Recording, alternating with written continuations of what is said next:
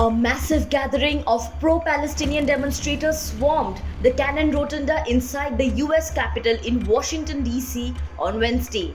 They demanded an immediate ceasefire in the ongoing conflict between Israel and Hamas.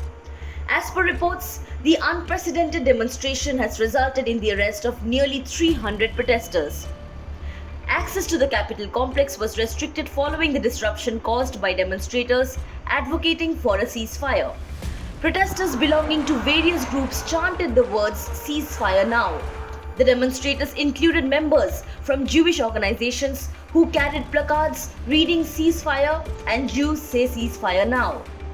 As the protests unfolded, ANI reported a Capitol Hill staffer said that the police had advised using underground tunnels instead of the main entrance and exit doors of the US Capitol. The US Sergeant at Arms subsequently issued a memo to congressional offices notifying them of the limited access for visitors to a single door in an effort to control entry into the campus. Preemptive measures were taken to secure the Capitol building in anticipation of the demonstration. The protests came after more than 500 Palestinians were killed in a blast at Al-Ahli hospital in Gaza that Israeli and Palestinian officials blamed on each other. The US Capitol Police, or USCP, stated that demonstrations inside the congressional buildings are not permitted. Throughout the afternoon, USCP worked to clear the protesters from the building, leading to multiple arrests.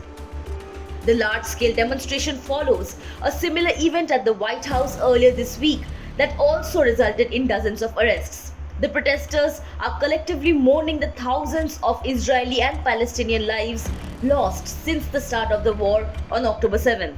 The situation at the Capitol complex has since been brought under control, with authorities stating that the rotunda is clear of illegal protesters and that USCP is processing the arrests.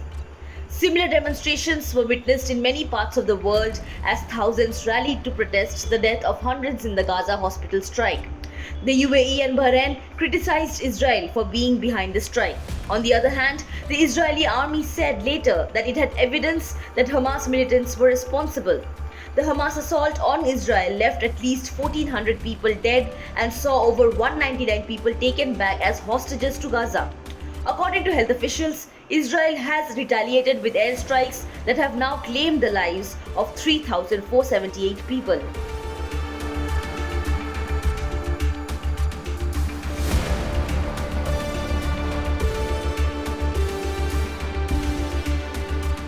Subscribe to Oneindia channel and never miss an update.